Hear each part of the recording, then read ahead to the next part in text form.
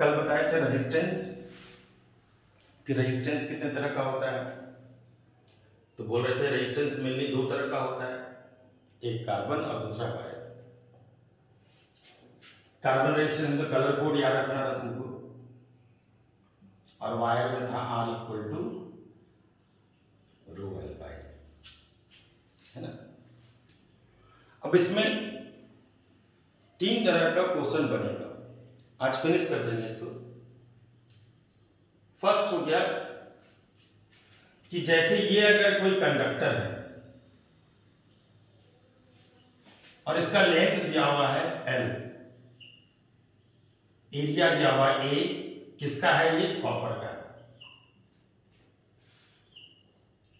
तो क्या होगा इसका resistance? Row L by A. For time भी एज्यूम कर लो ये 100 होगा। मतलब एक तरह से ये कोई वायर हो गया जिसका लेंथ L है, क्रॉस सेक्शन एरिया A है, किसका है ये? कॉपर का। रेजिस्टेंस कितना दिया हुआ है? 100। तो फार्मूला जानती है रो एल बाई। इस बार क्या किया गया? इसको कट किया गया, हाफ बीच से क्या कर दिए? काट दिए और छोटा कर दिए। अब चलो काट दिए और छोटा कर दिए, कितना छोटा कर दिए? तो कह रहा है इसका लेंथ L से L बाई 2 कर दिए। एक चीज पक्का है कि अगर तुम काट करके छोटा भी कर दोगे तो अगर ये पहले कॉपर का है तो अभी भी किसका रहेगा? कॉपर का। जितना एरिया ऑफ क्रॉस सेक्शन, जितना मोटा था ये पहले, जितना एरिया ऑफ क्रॉस सेक्शन पहले था, कट करने के बाद भी same area of cross section रहेगा। तो क्या बताओ, तो ये न्यू रेजिस्टेंस कितना होगा? तो एज्यूम कर लेते हैं फॉर टाइम भी न्यू रेजिस्टेंस R डैश है। फॉर्मूला क्या था? रो एल बाई ए, पहले का रेजिस्टेंस गिवन है। रो किस पे डिपेंड करता था? मटेरियल पे। रो किस पे डिपेंड करता है? मटेरियल पे। तो पहले किसका है? कॉपर का, और अभी भी किसका है? कॉपर का। इसका मतलब रो नहीं बदलेगा। अच्छा, पहले लेंथ कितना है? L, और अब न्यू लेंथ कितना हो गया? L से हो गया L बाई 2। तो जहां पर L का जगह है वहां पे L बाई 2 कर दिया। एरिया ऑफ क्रॉस सेक्शन जितना पहले था, काटने के बाद भी same area of cross section, इसलिए A जो है वो A ही रह जाएगा, यानी चेंज क्या किया? सिर्फ लेंथ। अच्छा, इतना सा को हम लोग पुराना वाला R लिख सकते हैं। ये जो है इसको पुराना वाला R लिख सकते हैं, नहीं लिख सकते हैं? तो दम लिख सकते हैं। इसका जो न्यू रेजिस्टेंस हो गया वो कितना हो गया? R बाई 2, और R का वैल्यू अगर 100 एज्यूम किए हैं तो 100 बाई 2 हो जाएगा। इसका न्यू रेजिस्टेंस कितना हो गया? 50 ओम। तो लेंथ हाफ कर दिए तो रेजिस्टेंस क्या हो गया? हाफ हो गया। अब इसी में दूसरा क्वेश्चन आता है, फिर ये एक टाइप हो गया। सेकेंड टाइप क्या आएगा कि जैसे ये दिया हुआ है, लेंथ कितना है? L, एरिया कितना दिया हुआ? A, रेडियस है R। किसका है ये? कॉपर का। तो रेजिस्टेंस क्या हो गया? रो एल बाय ए। अच्छा, एरिया की जगह हम चाहें तो पाई R स्क्वायर भी लिख सकते हैं, अगर इसका रेडियस R है तो। अगर रेडियस R है तो लिख सकते हैं ना पाई R स्क्वायर। इस बार क्या कह रहा है क्वेश्चन में? कह रहा है कि इसको हम लोग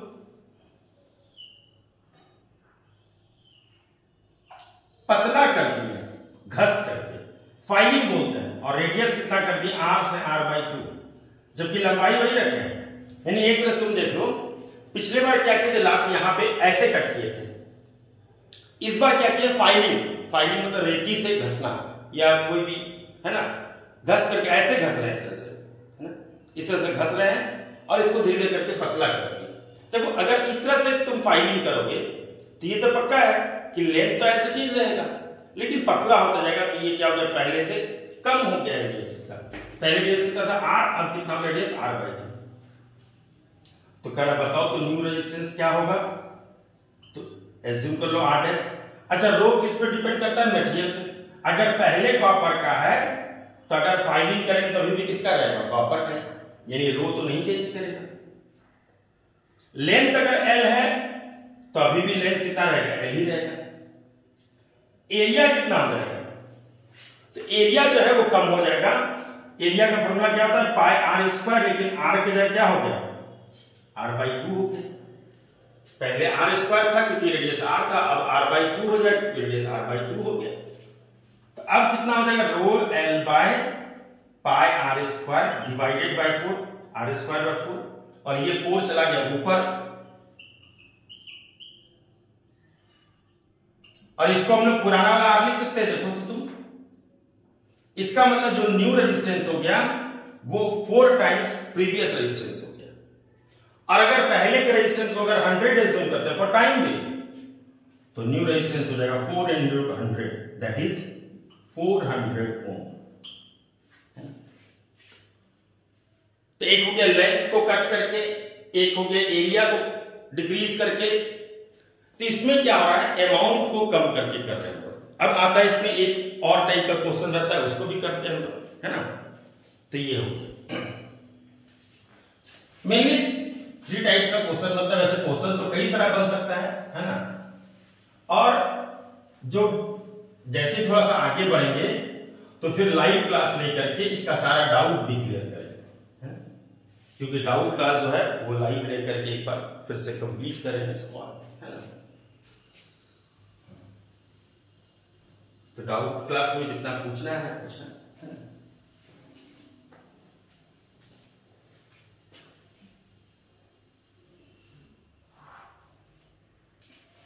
चलो देखो यहाँ पे इसके आगे, है ना, क्या कहता है इस बार, क्या कर रहा है चेंजेस, क्या कर रहा है, इसको देखना ध्यान से। कर ये एक वायर है जिसका लेंथ कितना है, एल है, एरिया कितना है, ए है। किसका है, ये कॉपर का है। तो रेजिस्टेंस क्या होगा, रो एल बाई ए। और एग्जांपल ले लेते हैं, ये 100 होगा। इस बार क्वेश्चन ध्यान से समझना, किसका है, ये कॉपर का है। लेंथ कितना दिया हुआ यहां से तक का एल, एरिया कितना है, ए। इस बार क्या किया हम लोग, गर्म किए पहले इसको, गर्म करके इसको खींचे। गर्म करने का क्या होगा, आराम से खींचाएगा। इसको रिकास्टिंग बोलते हैं वैसे, है ना। तो खींचे इसको गर्म करके और लंबा कर दिए इसको, है ना। मतलब किसी भी चीज से खींचे या हथौड़ी से पीट पीट के, जैसे भी हो, रिकास्टिंग कर दिए, नया शेप दे दिए इसको। और पहले लेंथ कितना था, एल था, अब इसको खींच करके दुगना कर दिए। लेंथ क्या कर दिए, 2 टाइम्स कर दिए पहले से। खींचे इसको। अच्छा एक चीज पक्का है कि पहले अगर कॉपर का होगा तो अभी भी कॉपर का होगा, लेकिन हमको एक चीज लग रहा है कि ये पतला हो जाएगा पहले से, एरिया कुछ ना कुछ चेंज हो जाएगा। चूंकि हम लोग काटे तो है नहीं, तो अमाउंट तो वही रहेगा, खींचे हैं तो कुछ पतला हो जाएगा। तो हमको पता करना है ये नया रेजिस्टेंस क्या होगा। तो चलो करते हैं, न्यू रेजिस्टेंस को आर डैश अज्यूम कर लेते हैं। रो एल बाई ए होता है, रो वही हो गया क्योंकि कॉपर है, खींचने पे भी कॉपर ही रहेगा, इसलिए रो में कोई बदलाव नहीं होगा। लेंथ क्वेश्चन में दे ही दिया कि पहले लेंथ एल था और अब 2 टाइम्स इंक्रीज कर दिया है। कितना हो गया, तो जहां पर एल का जगह है वहां पे कितना पुट कर दिए, जहां पर एल का जगह वहां पे 2l पुट कर दिए। अब आता है एक यहाँ पे प्रश्न कि आखिर इसका एरिया क्या होगा, क्योंकि खींचने के बाद तो कुछ ना कुछ तो एरिया डिक्रीज करेगा, है ना। तो हमको एरिया बस निकालना है। अगर ये एरिया निकल जाएगा तो मेरा काम हो जाएगा, यानी ये नया एरिया क्या होगा वो हमको पता करना है, बस और कुछ नहीं करना। तो एक कॉन्सेप्ट हमको पता है कि अगर तुम अमाउंट को कम नहीं करते, यानी काटते या छांटते नहीं हो, घसते नहीं हो, कुछ भी नहीं करते हो, तो ये पक्का है कि जितना वजन पहले था उतना ही वजन बाद में रहेगा। जितना वॉल्यूम पहले था उतना ही वॉल्यूम बाद में भी रहेगा। जैसे एग्जांपल, अगर दूध हम घर में मंगाए 1 लीटर, तो अगर बर्तन चेंज के, जो दूध वाला है या दूध वाली है घर में आके दूध दी, बर्तन चेंज करेंगे तो क्वांटिटी उसका चेंज नहीं करेगा। क्वांटिटी उसका कितना रहेगा, 1 लीटर ही रहेगा, चाहे कितना बार भी बर्तन क्यों ना चेंज करे। चाहे दूध रहे या पानी रहे या कोई भी सामान रहे। तो यहां पे उसी कॉन्सेप्ट को यूज करना है कि हम जानते हैं कि अगर पहले दूध 1 लीटर था, इसका वॉल्यूम अगर 1 लीटर था, तो बाद में बर्तन चेंज करने से उसका वॉल्यूम नहीं चेंज होगा, क्योंकि हम लोग उसमें से दूध गिराए नहीं है, दूध में कोई कमी नहीं है, दूध निकाले नहीं है, ना ही दूध डाले हैं। तो ये पक्का है कि वॉल्यूम वही रहेगा। तो यहां पे भी इसको खींचे हैं खाली, इससे अमाउंट ना डिक्रीज किया है ना इसमें जोड़े हैं कुछ भी, इंक्रीज किए। इसलिए ये पक्का है कि जितना वॉल्यूम पहले था उतना ही वॉल्यूम क्या रहेगा, बाद में रहेगा। यानी before recasting and after recasting volume are same. तो volume initial and volume final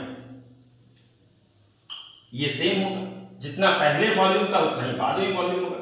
अच्छा, वॉल्यूम तो क्या होता है, एरिया इंटू लेंथ, जैसे पाई आर स्क्वायर इंटू एच बोलते हो कि नहीं। तो इनिशियल वॉल्यूम कितना होगा, एरिया इंटू लेंथ।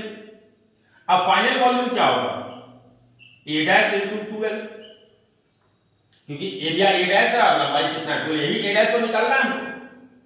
क्या हो गया, l और l कैंसिल हो जाएगा, तो a equal to A dash into 2, so A dash equal to a by 2। यानी जो नया एरिया होगा वो कितना होगा, a बाई 2 होगा। तो इनिशियल वॉल्यूम हो गया a into l, final volume हो गया a dash into 2l, l l cancel हो गया, तो a equal to a dash into 2, तो a डैश हो गया a बाई 2। अब यहां पुट करते हैं, तो रो तो वही रह गया क्योंकि मटेरियल नहीं बता, लंबाई क्वेश्चन में दे ही दिया है 2l हो गया, और एरिया जहां पे था वहां पे हम लोग कितना पुट कर दिए, a बाई 2। ये 2 चला गया तुम्हारा ऊपर और एक पहले से 2 है यहां पे, तो कितना हो जाएगा 4 रो l बाई a। और इसको हम लोग फिर से पुराना आप लिख सकते हैं कि नहीं लिख सकते हैं, तो कितना हो गया 4r। तो इस तरह का क्वेश्चन अगर रहता है जिसमें वॉल्यूम में का कॉन्सेप्ट यूज करना है, तो ध्यान रखना कि जब भी रिकास्टिंग रहेगा, यानी इसको लेंथ को खींचा गया या कंप्रेस किया गया, दाबा गया है ना, कुछ भी किया गया, लेकिन अमाउंट नहीं चेंज किया गया, उसको जितना वजन पहले था उतना ही वजन बाद में भी है, क्योंकि उससे कोई काट छाट नहीं किए हैं। तो कॉन्सेप्ट एकदम सिंपल है। प्रीवियस रेजिस्टेंस क्या हो गया, पहले जब था तो रो l बाई, नया रेजिस्टेंस क्या हो गया, रो वही रह गया, लेंथ 2l हो गया, और ये एरिया का ही निकालना था, है ना, बस कर लेंगे हम ऐसे। यानी हर बार तुमको वॉल्यूम से इक्वेट करा करके इसको सॉल्व करना है, यही काम। तो ये हो गया थर्ड टाइप का क्वेश्चन। अब आते हैं इसके बाद, अब आता है रेजिस्टेंस में रेजिस्टिविटी 2 चीज पर डिपेंड करता है। किस किस चीज पे, एक मटेरियल पे और दूसरा टेम्परेचर पे भी डिपेंड करता है ना। मटेरियल चेंज करेगा तो समझ में आता है कि रेजिस्टिविटी चेंज करेगा, है ना। टेम्परेचर पे कैसे डिपेंडेंट होता है, अब हम लोग इसको सीखेंगे, तो रेजिस्टेंस पूरी तरीके से फिनिश हो जाएगा, है ना। रेजिस्टेंस का चैप्टर टॉपिक खत्म हो जाएगा तुम्हारा। तब आते हैं relation between resistivity and temperature. क्या होता है रेजिस्टिविटी और टेम्परेचर के बीच में रिलेशन। तो तुम वो वाला एग्जांपल याद होगा तुमको कि रेलवे का जो ट्रैक होता है, गर्मी के दिन में क्या होता है, हम लोग बोलते थे कि 2 रेलवे ट्रैक के बीच में जगह छोड़ते हैं। क्यों जगह छोड़ते हैं, रीजन सबको पता है कि एक्सपेंशन होता है, लेकिन बहुत ज्यादा भी एक्सपेंशन नहीं होता है ना। एक्सपेंशन होता है लेकिन लंबाई बढ़ता है ना। इसलिए हम लोग क्या करते हैं, 2 रेलवे के ट्रैक के बीच में थोड़ा सा जगह छोड़ देते हैं ताकि एक्सीडेंट नहीं हो, है ना। अच्छा, उसका फार्मूला याद होगा, हीट चैप्टर में पढ़े थे, एक्सपेंशन टॉपिक था। क्या है, अगर मान लो ये कोई भी रेलवे का ट्रैक है या कोई भी स्टील है, इसका इनिशियल लेंथ कितना है, L0 है, और टेम्परेचर अभी मान लो 30 डिग्री सेंटीग्रेड। अच्छा, गर्मी के मौसम में क्या होगा, जैसे ही टेम्परेचर बढ़ाएंगे तो पहले से कुछ ज्यादा लंबा हो जाएगा, बहुत ज्यादा लंबा होता है। और अब मान लो टेम्परेचर बढ़ के हो गया 45 डिग्री सेंटीग्रेड, तो कहते थे बताओ तो फाइनल लेंथ क्या होगा। ये तुम 9th 10th में पढ़े होंगे, 11th में भी पढ़े होंगे, है ना। तो इसका रिलेशन था L final equal to L initial into 1 plus alpha delta T. Initial length alpha को क्या बोलते हैं, coefficient of linear expansion, delta T क्या हो गया, चेंज इन टेम्परेचर, है ना। ये कैसे आया था एक बार थोड़ा सा सुपरफिशियली हम बता भी देते हैं, है ना, अगर भूल गया हो तो। कहता है क्या कि ये जो एक्सपेंशन हो रहा है यानी जो लंबाई बढ़ रहा है यानी जो चेंज इन लेंथ है वो डायरेक्टली किस पे डिपेंड करता है, इनिशियल लेंथ। यानी कहता है क्या कि अगर कोई भी इलास्टिक मटेरियल, सिंपल अगर घर का रबर भी है जो इलास्टिक रबर होता है, कहता है कि अगर शुरू में जितना लंबा होगा उसी के अनुपात में, उसी के प्रोपोर्शनल में एक्सपेंशन भी होगा। यानी छोटा रबर होगा तो कम खिंचाएगा, बड़ा रबर होगा तो ज्यादा खिंचाएगा। ऐसे सेम छोटा रेलवे का ट्रैक होगा, मतलब अगर स्टील छोटा है तो गर्मी के मौसम में एक्सपेंशन कम होगा, बड़ा है तो स्वाभाविक एक्सपेंशन ज्यादा होगा क्योंकि सब हटेगा, है ना। यानी अगर 4 लोग लाइन में लगे हुए हैं अब बोलेगा थोड़ा फैल के रहो तो इतना जगह, अगर 100 लोग लाइन में लगे हुए हैं तो फैलने में ही तो आगे पीछे बहुत लोग हो जाएगा, है ना। तो जितना लंबा रहेगा एक्सपेंशन क्या होगा उतना ज्यादा होगा। दूसरा डिपेंड करेगा चेंज इन टेम्परेचर पे, आखिर गर्म कितना कर रहे हो, 30 से 45 कर रहे हो कि 30 से 55 कर रहे हो। जितना ज्यादा गर्म करोगे एक्सपेंशन क्या होगा उतना ज्यादा होगा। तो डायरेक्टली किस पे डिपेंड करता है, चेंज इन टेम्परेचर। और यहां पे एक प्रोपोर्शनलिटी कांस्टेंट आता है, यहां पे एक प्रोपोर्शनलिटी कांस्टेंट आता है जिसको तुम बोलते हो कोएफिशिएंट ऑफ लीनियर एक्सपेंशन। ये डिपेंड करता है, अल्फा सिर्फ एक चीज पे डिपेंड करता है कि कौन सा चीज है, स्टील है कि कॉपर है कि एल्युमिनियम है, उस पर डिपेंड करता है। तो चेंज इन लेंथ क्या होता है, L not alpha delta T. L not is the initial length, alpha is the coefficient of linear expansion, delta T is the change in temperature. तो क्या हम चेंज इन लेंथ को लिख सकते हैं final length minus initial length, कितना expansion हुआ है इसको निकालने का सबसे सिंपल तरीका है फाइनल माइनस इनिशियल, इसको लिख दिया ऐसे। अब ये इसको उधर लेके चले जाओ,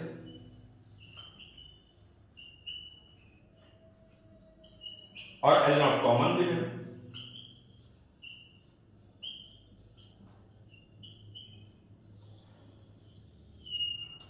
तो फाइनल लेंथ इक्वल टू क्या हो गया, initial length into 1 plus alpha delta T. ये पूरा कंप्लीट आ गया। सेम ऐसे ही रेजिस्टिविटी और टेम्परेचर में रिलेशन होता है। R इक्वल टू क्या सीखे, rho L by A। Rho is the resistivity and resistivity depends upon material and temperature. तो रेजिस्टिविटी और टेम्परेचर में जो रिलेशन होता है ये 12th के सिलेबस में, 11-12 के सिलेबस में वो ये है तुम्हारा, यानी एनसीईआरटी में भी यही दिया हुआ। लेकिन तुम्हारे मन में एक प्रश्न उठता होगा कि सर इसको डेराइव क्या नहीं किया है ना। तो इसका रीजन क्या है कि ये इसका एक्चुअल रिलेशन होता नहीं है, ये तभी लगा सकते हैं जब स्मॉल चेंज इन टेम्परेचर होता है एक्चुअली।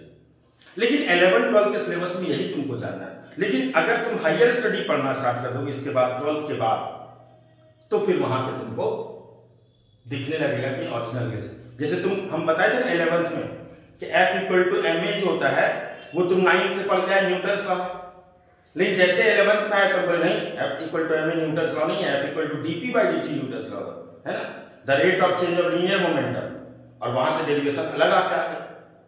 तो यहां पे वही चीज है।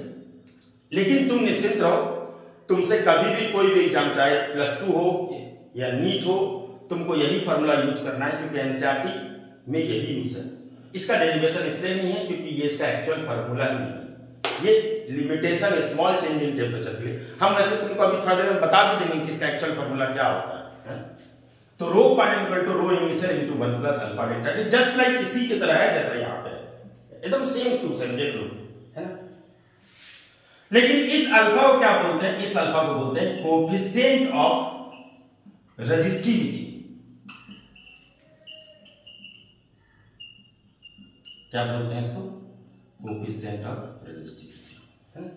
तो तुमको ये फार्मूला याद रखना है, rho final equal to rho initial into 1 plus alpha delta T. पूरे 11-12 में तुमको यही चलना है। रो नॉट क्या हो गया, इनिशियल रेजिस्टिविटी, अल्फा क्या हो गया, coefficient of resistivity, delta T क्या हो गया, चेंज इन टेम्परेचर। लिख भी देते हैं चलो, delta T is the change in temperature. Rho not और रो एफ तो पता ही तुमको है ना। रो नॉट क्या हो गया, इनिशियल रेजिस्टिविटी और रो फाइनल क्या हो गया, फाइनल रेजिस्टिविटी, है ना। तो रेजिस्टिविटी अगर तुमको निकालना होगा कि बताओ तो टेम्परेचर इतना चेंज किया तो बताओ क्या होगा, तो क्वेश्चन में तुमको अल्फा दिया रहता है, टेम्परेचर चेंज तुमको दिया रहता है, इनिशियल रेजिस्टिविटी दिया रहता है, तुम आराम से फाइनल रेजिस्टिविटी निकाल सकते हो, है ना। तो ये फार्मूला तुमको याद रखना है। अब आता है कि इसका एक्चुअल क्या होता है फार्मूला, तुम्हारी जानकारी के लिए वैसे सिर्फ, है ना, तुम्हारी जानकारी के लिए बता देते हैं, लेकिन तुम इसको यूज मत करना, है ना, क्योंकि ये जो फार्मूला भी बताएंगे ये तुम्हारे सिलेबस में नहीं है। तुम्हारे सिलेबस में यही rho final equal to rho initial 1 plus alpha delta T. अब ओरिजिनल जो होता है, एक्चुअल जो रिलेशन होता है, ये डेरिवेशन आता है, इसका डेरिवेशन होता है वैसे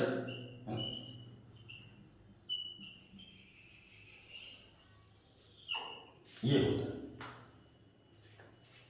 ये ई जो है ना, इसका वैल्यू सबको पता रहता है 2.71, एक्सपोनेंशियल बोलते हैं इसको, बोलते हो ना। तो ये ई इलेक्ट्रॉन है, एक्सपोनेंशियल, इसका वैल्यू लिख दिया है। अल्फा वही सेम चीज है, कोएफिशिएंट और resistivity, delta T is the change in temperature, rho not is the initial resistivity, rho F is the final resistivity. ये इसका एक्चुअल रिलेशन होता है, एक्सपोनेंशियली चेंज करता है।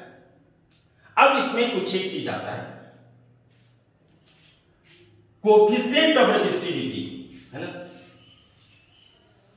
कंडक्टर के लिए, कंडक्टर मतलब कॉपर एल्युमिनियम, है ना, फॉर कंडक्टर, ये तुमको याद रखना है, अल्फा क्या होगा, पॉजिटिव होता है। कंडक्टर में अल्फा जो होगा यानी कोएफिशिएंट ऑफ रेजिस्टिविटी क्या होगा, पॉजिटिव होता है। तो अगर तुम देखोगे रो फाइनल इक्वल टू क्या होता है, rho initial into 1 plus alpha delta T, ये क्या हो गया, पॉजिटिव है। किसका मतलब पक्का है कि अगर टेम्परेचर इंक्रीज करेंगे तो रेजिस्टिविटी इंक्रीज करेगा। यानी अगर हम बोल दें कि इफ टेम्परेचर इंक्रीजेस, ये बड़ा इंपॉर्टेंट है, बहुत बार पूछता है, if temperature increases resistivity is also increases, if temperature decreases resistivity is also decreases. Why? Because coefficient of resistivity for conductor is always positive, so that temperature increases then resistivity increases. ये चीज है। लेकिन अगर हम बात करें semi conductor और non conductor का, for semi conductor and non conductor यानी इंसुलेटर, तो सेमी कंडक्टर और नॉन कंडक्टर के लिए अल्फा क्या होता है, नेगेटिव होता है, कोएफिशिएंट ऑफ रेजिस्टिविटी नेगेटिव होता है। ये एक्सपेरिमेंटल वैल्यू होता है वैसे। अब अगर ये नेगेटिव हो जाएगा, नेगेटिव हो गया, तो ये पक्का हो गया कि ये बढ़ेगा तो ये घटेगा, तो ये तो माइनस में चला गया। तो इस बार क्या होगा, if temperature increases resistivity decreases, if मतलब उल्टा होगा, सिंपल बात है, उल्टा होगा, है ना। तो तुमको कंडक्टर में तुमको पता है कि जो अल्फा होता है वो क्या होता है, पॉजिटिव होता है, इसलिए रेजिस्टिविटी क्या होता है, बढ़ता है। और R equal to rho L by A तो पता ही है। कई बार पूछता है कि बताओ तो टेम्परेचर अगर बढ़ेगा तो रेजिस्टेंस बढ़ेगा कि घटेगा, तो स्वाभाविक है अगर टेम्परेचर बढ़ेगा तो रेजिस्टिविटी बढ़ेगा, अगर टेम्परेचर बढ़ेगा तो रेजिस्टिविटी बढ़ेगा, और रेजिस्टिविटी बढ़ेगा तो रेजिस्टेंस बढ़ेगा। इसलिए टेम्परेचर इंक्रीज करने से रेजिस्टेंस इंक्रीज करता है। यही चीज अगर सेमी कंडक्टर और इंसुलेटर की बात करता है तो क्या होता है, तो यहां पे तो उल्टा हो जाता है, क्योंकि यहाँ पे कोएफिशिएंट और रेजिस्टिविटी नेगेटिव होता है ना। तो यहां पे अगर कोएफिशिएंट और रेजिस्टिविटी नेगेटिव है तो टेम्परेचर इंक्रीज करेगा तो ये कम होगा। तो टेम्परेचर अगर इंक्रीज किया तो रेजिस्टिविटी डिक्रीज किया, रेजिस्टिविटी डिक्रीज किया तो रेजिस्टेंस भी क्या होगा, डिक्रीज करेगा। यानी सेमी कंडक्टर और इंसुलेटर में कंडक्टर का उल्टा होता है ना। यानी यहां पे सीधा सीधे एकदम बढ़ेगा तो बढ़ेगा कंडक्टर में, घटेगा तो घटेगा। जबकि सेमी कंडक्टर और इंसुलेटर में क्या है, टेम्परेचर बढ़ने पे कम होगा, टेम्परेचर कम होने पे ज्यादा हो जाएगा, उल्टा होने लगता है। ये तुमको ध्यान रखना, ये इंपॉर्टेंट पार्ट भी है ना, कई बार ऑब्जेक्टिव में पूछता भी है ना। R equal to rho L by, पता ही है रेजिस्टिविटी चेंज करेगा, रेजिस्टेंस अपने आप चेंज करेगा। अब आता है ग्राफ, लास्ट यही चीज,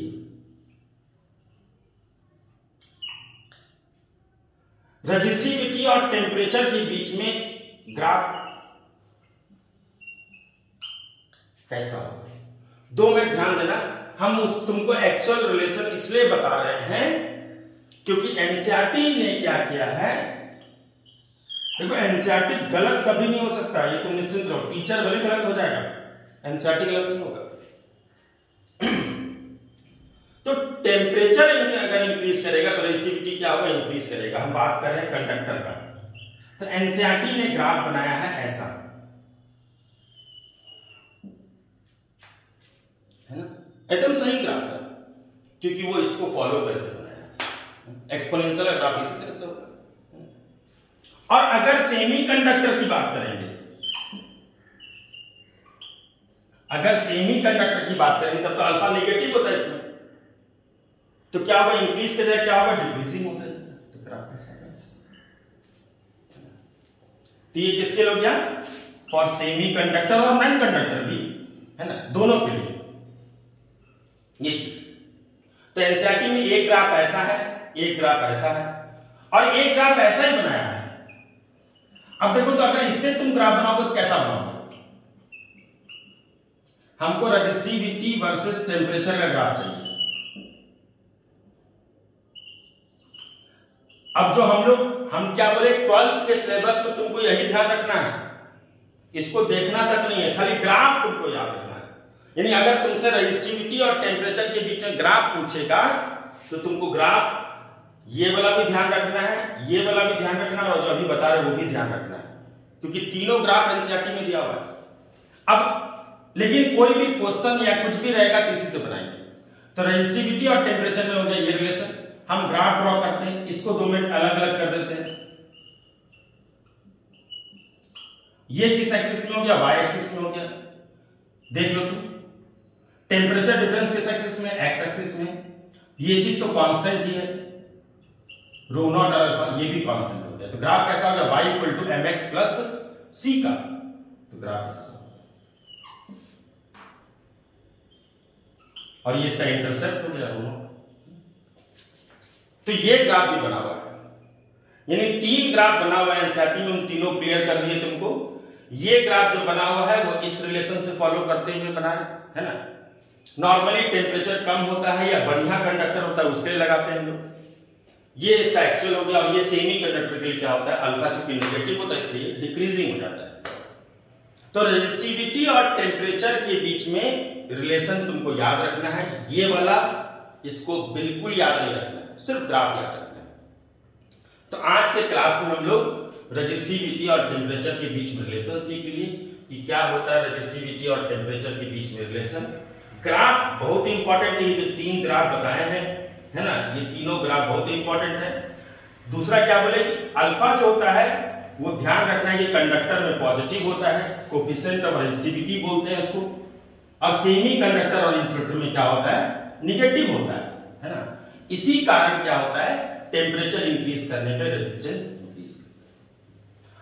अब लास्ट खत्म हो गया ये रो फाइनल इक्वल टू क्या हो गया, rho initial into 1 plus alpha delta T. Alpha को बोल दिए coefficient of resistivity, delta T को बोल दिए चेंज इन टेम्परेचर। अब एक काम करो तुम खाली नेक्स्ट स्टेप में, क्या हम दोनों तरफ L से मल्टीप्लाई कर सकते हैं, बोलो तो, कोई दिक्कत तो नहीं होना चाहिए, इस तरफ भी कर दी, इस तरफ भी कर दी। क्या हम दोनों तरफ एरिया से डिवाइड कर दे, क्या किसी को डाउट नहीं। अब तुमको पता है R इक्वल टू क्या होता है, रो L बाय। तो देखो तो ये क्या बन गया, रेजिस्टेंस, तो ये हो गया फाइनल रेजिस्टेंस, ये क्या हो गया इनिशियल रेजिस्टेंस, और ये तो एज इट इज, इसमें तो कोई चेंजेस किए ही नहीं हम लोग।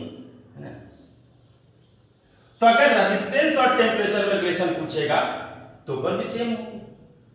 अल्फा अभी भी क्या है, तुमसे पूछेगा बताओ अल्फा क्या है, तो देखो तो कुछ इधर किए हो तुम अभी क्या, तो अल्फा तो अभी भी वही है जो पहले था, यानी अल्फा अभी भी कोफिशिएंट ऑफ रेजिस्टिविटी ही है, उसमें कोई चेंजेस नहीं, हमने तो कुछ किए ही नहीं है ना। तो रेजिस्टेंस और टेम्परेचर में भी रिलेशन यही हो गया, यानी अगर टेम्परेचर चेंज करेगा तो रेजिस्टेंस जरूर चेंज करेगा।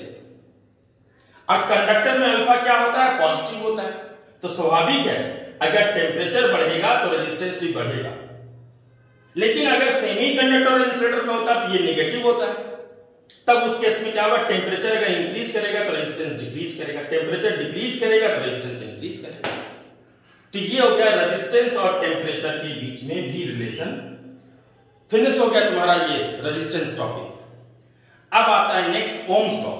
कल हम लोग पढ़ेंगे ओम्स लॉ, और ओम्स लॉ में ये वाला पॉइंट बहुत इंपॉर्टेंट है ना। इस कॉन्सेप्ट का यहां को यूज करेंगे हम लोग कल कि रेजिस्टेंस और टेम्परेचर के बीच रिलेशन क्या होता है ना। तो आप लोग काइंडली जो है पूरा पढ़ करके नोट्स भी बनाइएगा, और फिर जो है जब रेगुलर क्लास होगा, स्कूल का क्लास होगा, कोचिंग का क्लास होगा, तब तो फिर से शुरू से स्टार्ट ही होगा।